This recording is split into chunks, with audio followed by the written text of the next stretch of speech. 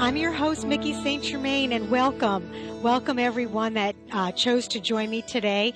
We have got a lot of information to cover, and if you would like to follow along in my book, Got Baggage, we are going to be starting on page 66 on opinions sometimes can set us up for disappointments. If you'd like to connect with me, www.stgermain.com.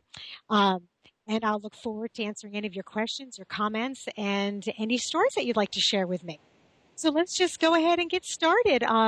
Today it's just myself. So how fun is this? It's just you and I today. Usually I have a guest, and today it's just going to be about you and I. So I'm very excited about sharing some of my insight, and hopefully what I have to share will actually bring some light into your life. So opinions, oh my gosh. I mean, everybody's got one, whether we have them or we've heard it from someone else. And, you know, Webster Dictionary actually describes an opinion as a person, place, or a thing, which I think covers it all, doesn't it? And it's a view, a judgment, an appraisal, the mind about a particular matter. And isn't that really what it is? I mean, we always ask the question to someone, so, what do you think? And in hopes that that person is going to solidify the answer that we're looking for. And sometimes it doesn't. Sometimes it just is their information, I guess, or opinion that would allow us to either embrace it or repel it, depending on what we're looking for. So I think that's what I wanted to cover today is how do we deal with opinions? How do we actually look at them from something that can be beneficial? And I always like to say, take what you need, throw away the rest. And I think everything that we do, we can actually take in that information and either choose to embrace it or just let it go. Just let it go. And there was a time, in my life where I actually was, I have an opinion that stuck with me, but I think the choices that I made gave me the opportunity to look back and always use that as a foundation for other choices that I make in my life. As you know, our parents or teachers, coaches, you know, people that when we were younger usually voice their opinions on us, and those are the ones that stay with us for a very long time. Sometimes actually those are the ones that we base our own foundation on. And if I could tell you anything and you turn the channel at this time, if I could tell you anything, other people's opinions do not have to be your reality. I mean, if you always remember that, then I think then you can actually you'll find a little bit more happiness in your life. So anyway, I was getting ready to graduate high school, and I'm sure like most of us, we've gone into our guidance counselor with these hopes and dreams of what we were going to do with our lives. And let me backtrack a little bit. I have been on my own since I was 16. I was an emancipated minor, put myself through high school, my junior and senior year of high school, not college, high school. And I was living on my own. I had an apartment. I actually had a roommate and I worked a full-time job. And I was going to high school. I was determined to still graduate high school. And in another series at another time, we'll go back into the other stories, or if you've got my book, Got Baggage, you can find how all that transpired prior to that time frame. So anyway, here I was, a senior, been on my own, doing great, felt good about myself, had my ups and downs, and I was so set on being an oceanographer. I lived in upstate New York, so getting to the ocean was a luxury, and there was something that always drew me towards the ocean, and I loved it. I loved the animals, I loved everything it was about, and I decided to become an oceanographer. Well, I had hopes of going to college. And the only two colleges that actually offered any kind of program for oceanography was Scripps in San Diego, obviously, and also there was a college in North Florida. So both of those were the ones I had set my sights on. So I went into my guidance counselor going in to get that direction to decide how do I get there. And as I walked in, I had my papers in my hand with all the information for the college. He never even looked up at me. He was sitting back in his chair looking through other paper, and I walked in. I greeted him and said hi, and he said, have a seat. I sat down, and he said, okay, well, what can I do for you? Almost like I was an annoyance to him to even be there. And I had expressed, I said, I really would like to go to school to be an oceanographer. I'm getting ready to graduate. I even took extra classes in science so I could get to that avenue of what I wanted to do.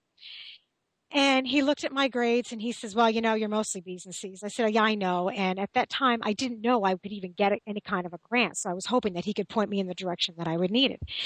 So we looked through this, and the next statement that came out of his mouth, I can still hear it ringing in my head. He said to me, girls like you don't go to colleges like these.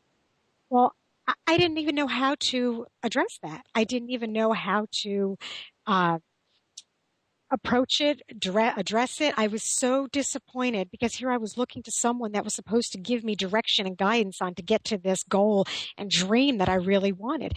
And I stood up and I said, he goes, do you have a backup plan? I'm like, no, this is really what I would like to do. I really would like to go on to oceanography. And he said, well, you're going to have a hard time doing this. You really need to focus on something else. So I picked up my papers with no guidance and I was crushed. And I thought, oh my gosh, here is this person that just told me, I wasn't capable of doing this. No reasons why. Who are these girls like me? Are they the brunettes? Are they the girls that I didn't know? I really didn't have any clue what his opinion gave him a solid foundation on why girls like me didn't go to colleges like those. Well, I could have let that opinion get to me. Now, if he would have known anything about me, he would have understood that I had been on my own. I was an emancipated minor. If he'd even taken 5 minutes to even look at my file, which he didn't. So I didn't allow his opinion to really come through and affect me because I had been on my own for so long. So I still gathered up all my things after graduation. And the first thing I did was I moved to Florida. I had no place to live. I had no job. I didn't even have anybody down there that I knew. I just decided that I was still going to go through with what I wanted to go through and do. So on I went. And I got down there and I went to college and I still was working and I just didn't allow his opinion to do that.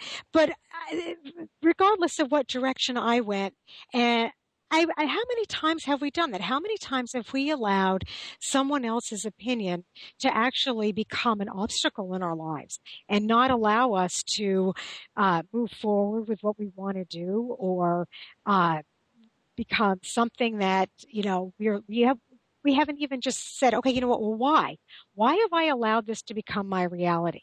When you allow things to become your reality, you really kind of lose the whole control of the person that you are. You actually are letting other people create something for you. And there's so many times, I mean, I've heard through so many of my clients or workshops that I've done that they said, "Oh, well, I've always wanted to do this, but someone said I didn't have the talent or I couldn't do it because of this or that."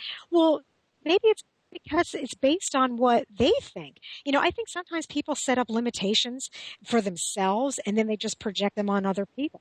And and it's okay. And you just have to take it for face value. I really, who has the right to judge your worth? And honestly, their judgment is really based on their perspective of what they find valuable. And everybody grows up with certain beliefs and certain things in their lives that they would like to make come true. And whether they've allowed someone else's opinions not to allow it, it becomes their obstacle. So they feel it's safe or maybe because they haven't been able to come through with what they want, they think it's valuable or they find maybe strength in building up those obstacles around other people by voicing their opinion. And again, like I said, you take what you need and you leave the rest. And it's hard because you have to filter through and then you have to ask yourself the question, okay, what do I really want to believe? What can I get out of value? When he said girls like you don't go to colleges like these, well, what colleges? What was the reason? Was it financial? Was it because I was on my own? Was it because I couldn't my grades? And I thought for every obstacle, there's a solution. So you can actually look at it and say, okay, what is that opinion based on and how can I overcome it? And is it something that is real? Do I really need to accept that? Or is it something where it's their issue and they have to go, you know what, this opinion was based on what they believed and what they thought and maybe even where they are in their lives. Maybe he was having a bad day. Maybe he had some event that happened to him in California. So my guidance counselor, when he saw the state of California or Florida, it's hit a nerve, and he just didn't sit well with him. So it wasn't anything to even do with me. It had all to do with him. So I think sometimes when people voice opinions about things, it's not necessarily what's projected. For some of you gals out there, how many times have you put on something and you feel really good in it, and it's something that your feelings, but then it's a friend or someone will say, oh, you know what, that's not my color. That's not something I would wear, but you're feeling good about it. That's what you have to go back and remember. How do I feel about this? How do I feel? So with that being said, we're going to take a little break, and I think what we'll do is what maybe we can reflect on some of these, and just kind of move forward.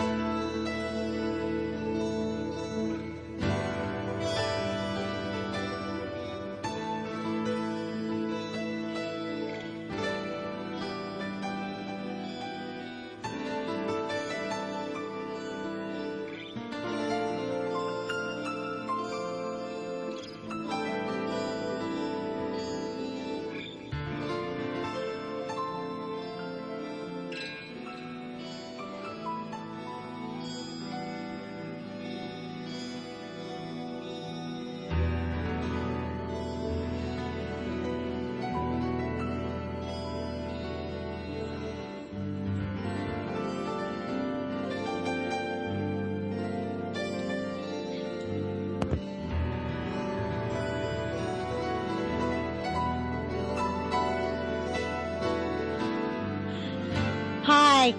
Hi, I'm Mikki St. Germain. Thank you so much for coming back and joining me. If you're just tuning in, we are discussing opinions. Of course, we know everybody has one. And if you'd like to find out more or follow me and connect with me, which I would love because I really love hearing your stories and your comments and just some of the things that you'd like to share with me, or even suggestions on some subjects you'd like me to cover, you can find me at mickistgermain.com, or you can find me on Interlight Radio and just go to the host page, and you can find all the information there to connect with me, because I do so enjoy having that feedback from all of you. So we were discussing opinions, and again, as we were talking about, everybody has one, and how do we deal with it? And if you missed it on the first half, what I was saying is the easiest way to deal with an opinion is take what you need and leave the rest. We all have an opinion, and I think sometimes when we can look at it objectively, not only even from what we're saying, but maybe when it's coming from other people, it gives us the opportunity to decide if it's something valuable that we can use in our lives. There's a saying that I've heard. It's called "mind your own business." Well, minding your own business. When I really started to think about it, it really is a lot more in depth. And I think if we can put it in kind of a metaphorical I don't know, is that a word?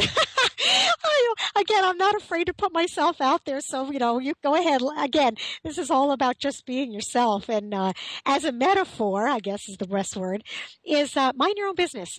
Mind your own business. I was thinking about that this morning when I was trying to prepare for this show. And I thought about it. If those of you that are business owners, okay, now for me, I'm kind of a one gal business. I am my own writer. I do all my own marketing. I take care of all my own stuff, and I surround myself with people that I know are going to be able to help me in the process of my journey. But I've also had the naysayers, or I've had the people that have voiced their opinions on the way things should be done, or how they should be done, or why they should be done a certain way. And some have worked, some have been a total disaster, and other times I've had to take bits and pieces of it and decide what's going to be beneficial for not only just for me, but also for my clients or for the people that I have the opportunity to share my information with. And really it comes down to, if you're a business owner and you have to mind your own business, using a play on words, you have to make sure that you are preparing yourself for making your business a success.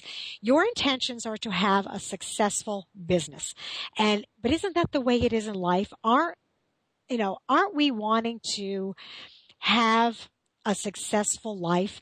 And so when we mind our own business, whether it's for ourselves, we want to be able to grow spiritually and take in information that's going to help us grow as a person, just like we would want to grow our own business. So the people that we surround ourselves with and the information we take in from them is what's going to help us grow. So if you are feeding your spirit, we'll say your spirit is your business, okay? We'll kind of combine the two together. If you're feeding your spirit with things that are positive, uplifting, happy, information that's going to make us grow as a person or help us through things on our journey, whether we hit a couple obstacles or a couple bumps. I mean, isn't that something that we want to be able to grow? So we surround ourselves with the information or what other people have to offer us. It becomes poison, or it becomes difficult in our lives when we actually feed ourselves, or we would feed our business of ourselves with people that will tell you why it's not going to work, tell you why you can't do something. If you are doing something that is upbeat, positive, can improve your life, improve the world, and be something that actually offers something beneficial back, why would you let someone else's limitations deter you from doing that? Again, they may offer some information that could be beneficial to you. And again, you take what you need and you leave the rest. So you wouldn't want to feed your spirit, to bring you down and make you feel hopeless or feel like you can't do something. You always want to be able to do it. There are so many people out there that have done things. And again, the list is a mile long because we've all seen it.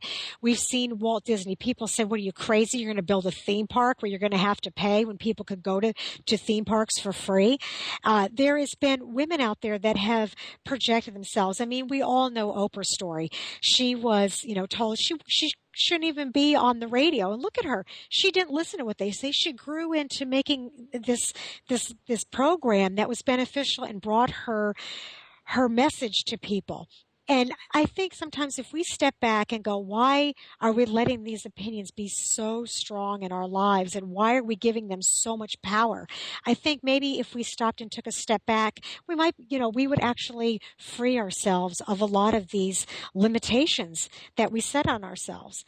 And the other thing too is, everybody has got their own way of thinking.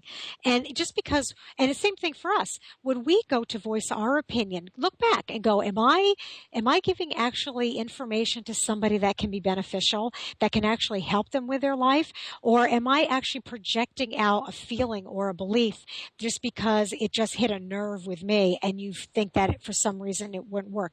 We're all individuals. Each one of us has got a fingerprint. God gave us fingerprints so we could all be different. And I think those fingerprints are made so we can all leave a different impression in the world. So when someone wants to put their fingerprint on your you know what you're trying to create, you have to look at it. It's like, connecting hands. Do we want to connect together with the people that are going to build something? You don't want to have it where it's going to leave smudges and blur your vision. So, it's hard. I mean, we have to deal with people all the time in different avenues and different beliefs, and but you know what, everybody's entitled to what they think, and I think sometimes if we understand that with them, then it makes it a little bit easier also for us to let go of what we need to let go of, and for us to grow as people. Don't take things personally. Just don't. Eleanor Roosevelt said, it's none of my business what other people think of me. And really, that is so empowering. Let go of it. I don't care what people think of me. I'm going to make mistakes, but I have something. I have a direction. I have, uh, something that I want to get out there and share with people. And maybe I don't do it right all the time, but you know what? My passion and my direction that I want to do, and to make your life a little bit better, and to grow as a person for me, and maybe make the world a little bit better. You know what? I'm going to stumble. I'm going to make mistakes, and I'm going to have opinions thrown at me. But you know what? I'm going to take what I want, and I'm going to leave the rest. So, with that being said, I hope that this maybe gave you a little bit of insight, and I really hope that some of you look at some of the things that you've been holding back on, and you can move forward with in your life, and that's going to make you excited about what you want to do. And look at things a little bit humorous. I think sometimes offer opinions and you go, oh my gosh, where did that come from? And, if you can look at it and put a little twist on it for yourself and understand it's not about you, it's about them. I think sometimes it can make things a little bit easier, and we can find a little bit of fun in our lives, and even sometimes the people around us. So with that being said, I want to thank you so much for joining me. Again, I created laughter, serious stuff with a humorous twist, because sometimes I think laughter is the only safety net we have. And again, I'm Mikki St. Germain, and I look forward to you joining me again next Thursday. And you can also find me on my website at mickistgermain.com. Until then, have a blessed day. Stay inspired, my friends. And remember, the most courageous thing you can do is be yourself.